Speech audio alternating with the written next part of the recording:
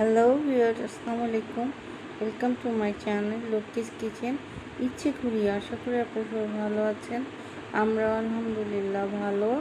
এগুলো হচ্ছে আমার ছাদ বাগানের মিষ্টি আলু।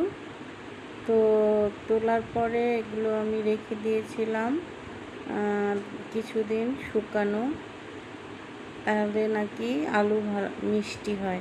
ঠিক তাই হয়েছে। তারপরে এগুলো সিদ্ধ করে নিয়েছি।